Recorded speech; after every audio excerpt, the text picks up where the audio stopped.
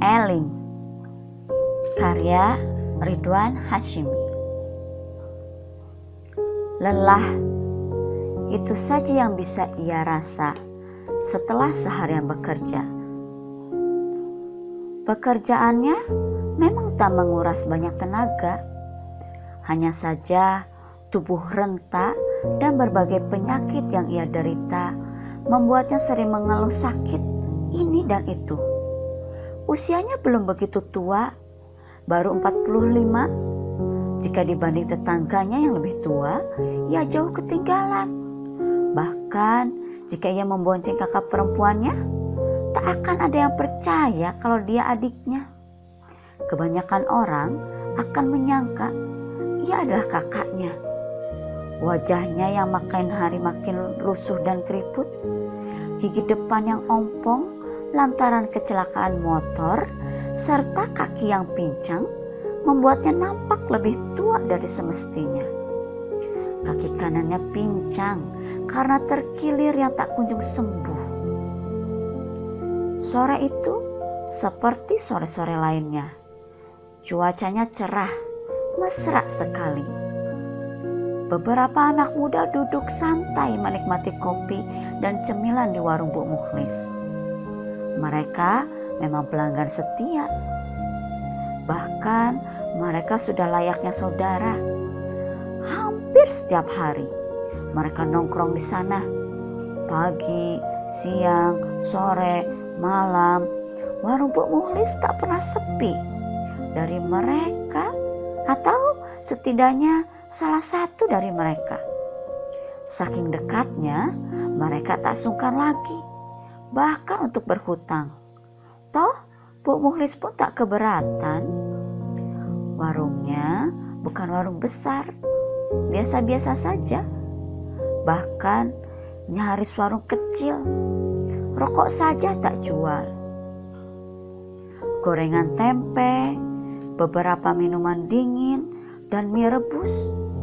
Menu andalannya kupat tahu.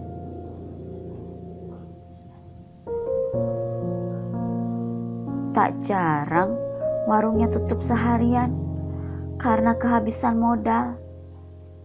Suaminya Pak Mukhlis memang tak mampu memberinya modal besar. Maklumlah, penghasilannya sebagai tukang ojek tak cukup kuat untuk membiayai usaha istrinya agar lebih maju. Itu pula yang mendorong anak pertamanya bekerja, meski seharusnya ia masih berseragam dan duduk manis di kelas. Klasik memang, adik perempuannya masih sekolah di SMP, sedang adik bungsunya yang laki-laki baru saja masuk SD.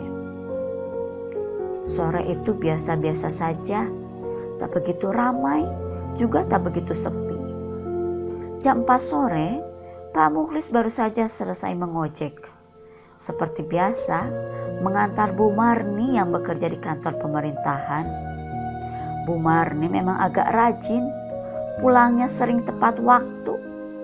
Pegawai yang lain kadang jam 1 siang pun sudah tak tampak lagi di kantor. Pak Mukhlis memang punya langganan sendiri. Ada 7 orang langganan tetapnya. 5 di antaranya adalah pegawai pemerintah, sedang sisanya adalah seorang pedagang yang selalu minta diantar ke pasar tiap subuh. Kopi, Pak? Tanya Bu Mukhlis. Teh manis saja, tukasnya tak lama. Tumben, hati-hati diabetesmu, Pak. Istrinya mengingatkan salah satu dari sekian penyakitnya. Ya, sekali-sekali kan gak apa-apa. Lagi pengen saja, jawabnya santai sambil tersenyum. Nampak gigi-gigi atasnya yang habis akibat kecelakaan setahun lalu. Tegukan pertama teh manis buatan istrinya nampak ia nikmati betul. Hangatnya pas, manisnya wajar. Wajahnya seolah mendapatkan kepuasan yang amat sangat. Sembari meletakkan gelas cangkirnya ke atas meja, Ia tersenyum manis, barangkali mengingatkan ia akan sesuatu. Ia seperti melamunkan sesuatu. Matanya memandang kejauhan, dalam dan damai. Sayu mata dan senyuman barusan seperti mengisyaratkan sesuatu. Kebahagiaan. Tapi kebahagiaan apa? Sedang hutangnya menumpuk pada rentenir. Sebenarnya itu hutang istrinya. Ia sering pinjam uang rentenir untuk sekedar menambah modal dagang. Bahagia apa? Tubuhnya makin rentak dan sakitnya makin menjadi.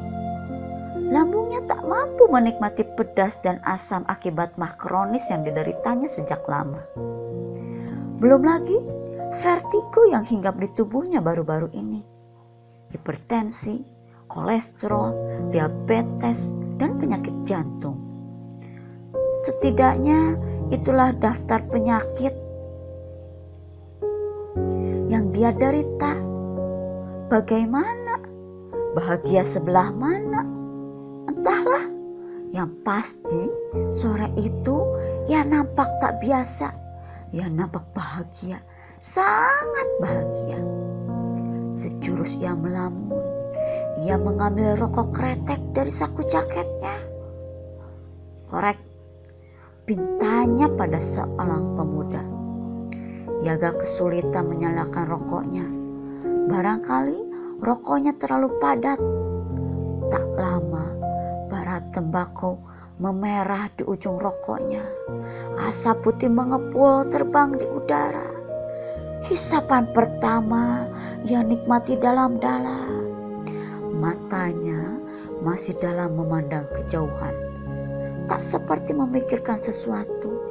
Ia seperti menikmati, merasakan sesuatu yang sangat personal. Merasakan sesuatu yang dalam, yang jauh, namun kian mendekat. Isap demi isap melahirkan asap-asap. Pak Mukhlis tampak makin dalam. Dalam bukan dalam lamunan atau pikiran tentang angka-angka rupiah. Perlahan tubuh Pak Mukhlis terangkat, mengangkang, tak menapak. Ia terbang dalam posisi duduk sembari rokok kretek di tangan. Para pemuda yang hadir kontan terkejut. "Astagfirullah, Pak!" teriak Bu Mukhlis kehabisan kata. "Curi!" Seorang pemuda berteriak seraya menghamburkan bakwan di mulutnya. Pak Mukhlis bergeming. Ia tetap mengangkang dan malah makin mistis. Tubuhnya bercahaya. Asap rokok kreteknya menari-menari mengelilingi Pak Mukhlis.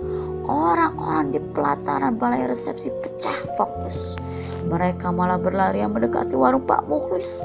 Ada juga yang ketakutan, hanya mengintip dari balik pohon palem yang berjajar di pinggir jalan. Keesokan harinya, headline koran penuh oleh kabar Pak Mukhlis yang menggegerkan itu. Sambil menghisap rokok kreteknya, Pak Mukhlis membaca berita koran. Sesekali ia tersenyum. Terbit dalam Kabar Priangan pada tanggal 7 Oktober 2017.